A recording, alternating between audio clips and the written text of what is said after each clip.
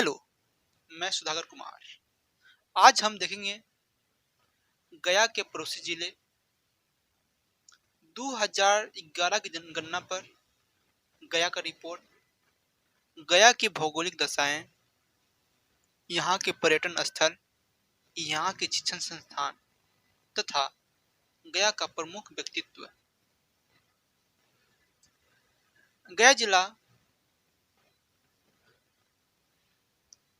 5 जिलों से घिरा है: औरंगाबाद, अरवल, जहानाबाद, नालंदा और नवादा जिला। गया के दक्षिण में झारखंड राज्य स्थित है। 2011 की रिपोर्ट के अनुसार गया का क्षेत्रफल 4.9 के अर्थात 5 किलोमीटर 5000 किलोमीटर वर्ग किलोमीटर क्षेत्रफल है। बिहार के सबसे बड़ा जिला क्षेत्रफल की दृष्टि से पश्चिम चंपारण और सबसे छोटा शिवहर है। यहाँ का जनसंख्या घनत्व 883 व्यक्ति पर वर्ग किलोमीटर है। सबसे अधिक जनसंख्या घनत्व शिवहर जिला का है और सबसे कम जनसंख्या घनत्व कैमूर का है। गया की जनसंख्या 43 लाख है। बिहार में सबसे अधिक जनसंख्या पटना जिला का है और शेखपुरा की जनसंख्या सबसे कम है, जिसकी जनसंख्या मात्र 1,11,000 है। गया का लिंगानुपात 937 महिलाएं हैं पर 1000 पुरुष पर। सबसे अच्छा लिंगानुपात, सबसे ज्यादा लिंगानुपात गोपालगंज जिला का है, जहां 1000 पुरुषों पर 1015 महिलाएं हैं। मुंगेर और भागलपुर का लिंगानुपात सबसे कम है और मुंगेर बिहार का एकमात्र जिला है जहां पर सबसे अधिक महिला साक्षरता है। साक्षरता की दृष्टि से गया में साक्षरता 63% है, लेकिन साक्षरता की दृष्टि से बिहार का सबसे नंबर 1 जिला रोहतास है, जहां पर 73% साक्षरता दर है और सबसे कम साक्षरता दर पूर्णिया डिस्ट्रिक्ट का है। गया की भौगोलिक दशाएं। गया में 2 नदियां बहती है, एक पैमार नदी, दूसरा फल्गु नदी। फल्गु नदी का ही प्राचीन नाम निरंजना नदी था। यहाँ की मृदा बांगर होती है। बांगर पुराने जलोढ़ मिट्टी का, यानी पुराने जलोढ़ मिट्टी को बांगर मिट्टी बोलते हैं। यहाँ के तापमान की बात करें तो गर्मी में सबसे अधिक गर्म वाला जिला और ठंडी में सबसे अधिक ठंडी वाला जिला यही है। यहाँ की खनिज क्वार्टजाइट, स्लेट और ग्रेनाइट है।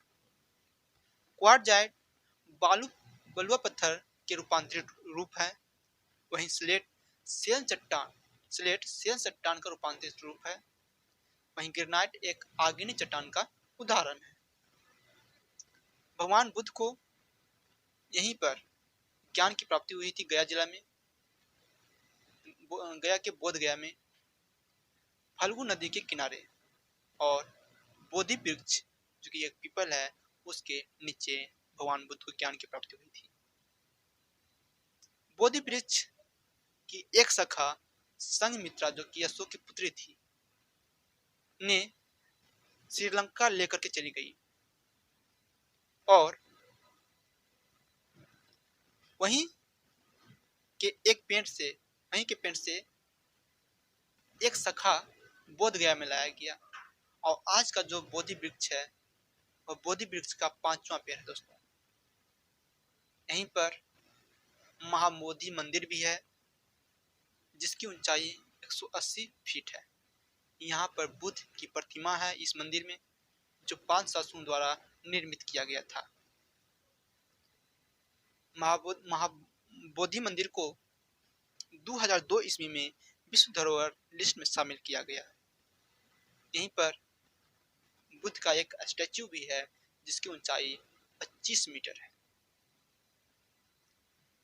यह स्टैच्यू बलुआ पत्थर और लाल ग्रेनाइट से निर्मित यानी बनाया गया है। इस स्टैच्यू की आधारशिला 1982 में रखा गया था और इसका अनावरण दोस्तों 1989 में किया गया। गया की कुछ प्रमुख पर्यटन स्थल हैं। दुंगेश्वरी गुफा।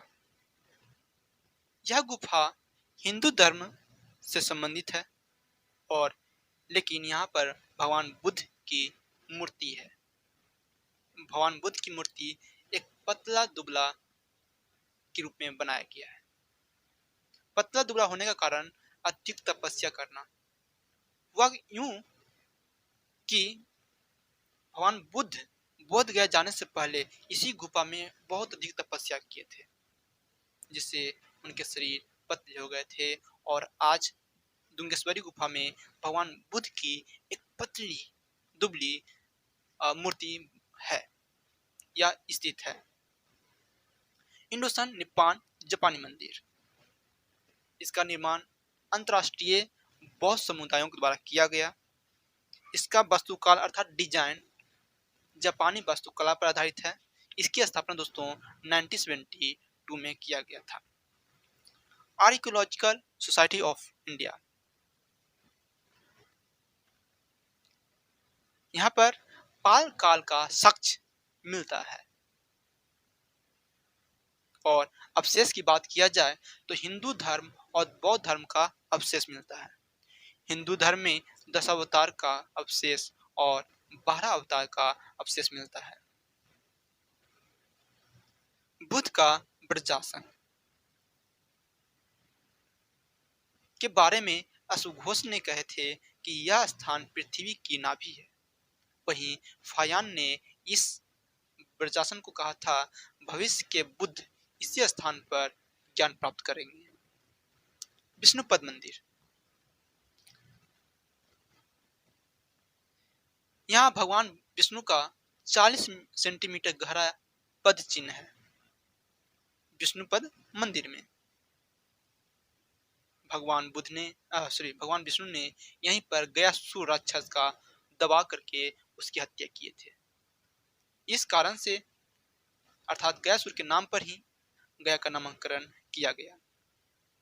विष्णुपद मंदिर में अन्य मंदिर भी है, जिसमें भगवान नरसिंह का भी मंदिर है और भगवान फलगीश्वर का भी मंदिर है। फलगीश्वर भगवान विष्णु का शिव का एक अवतार है दोस्तों। यह यानी कि जो विष्णुपद मंदिर है यह फल्गु नदी के किनारे स्थित है, जिसका निर्माण 1787 में इंदौर के महारानी देवी अहिल्याबाई होलकर के द्वारा किया गया था। अक्षय वट। अक्षय वट एक बरगद का पेड़ है। इस बरगद के पेड़ को माता सीता के द्वारा अमर होने का वरदान दिया गया। साथ ही साथ इस जगह पर तीर्थंकर ऋषभ देव भी तपस्या किए थे। मंगला गौरी मंदिर। दोस्तों यह मंदिर 52 महाशक्ति पीठ में से एक है जो गया जिले में है। अतः यह मंदिर देवी सती को समर्पित है। इसका निर्माण अर्थात मंगला गौरी मंदिर का निर्माण 15वीं सदी में किया गया था। रामशिला पहाड़ी। भगवान राम के द्वारा अपने पूर्वजों का पिंड दान किया गया। वहीं सीता कुंड में माता सीता के द्वारा पिंड दान किया गया था। आज के लोग पिंड दान वहां गया में स्थित पृथशिला पहाड़ी पर करते हैं। पिंडदान करने से पहले लोग ब्रह्म कुंड में स्नान करते हैं। दोस्तों पृथशिला पहाड़ी के ऊपर ही यम का मंदिर है, जिसका निर्माण 1787 में अहिल्याबाई के द्वारा कराया गया था। दशरथ मांझी स्मारक। मार्ग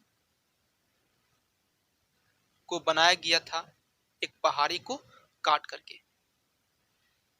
और यह पहाड़ी 360 फुट लंबा, 30 फुट चौड़ा और 25 फुट दोस्तों ऊंचाई था इस पहाड़ का, जिसे काट करके मार्ग बनाया गया।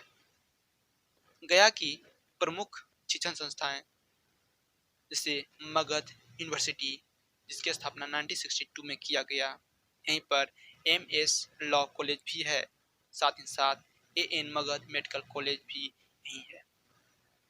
गया की प्रमुख व्यक्तित्व जिनका नाम जानकी वल्लभ शास्त्री है, ये छंदबद्ध कथा लिखे थे जिसका नाम गथा है। उन्होंने महाकाव्य भी लिखे जिसका नाम राधा है। इनकी अन्य रचनाएं काकली, रूपकुरूप, मेहगीत, अवंतिका आदि है। 1994 और 2010 में इनको पद्मश्री है ना अवार्ड दिया जा रहा था, लेकिन इन्होंने अर्थात जानकी वल्लभ शास्त्री ने पद्मश्री लेने से मना कर दिए। जय हिंद, जय भारत।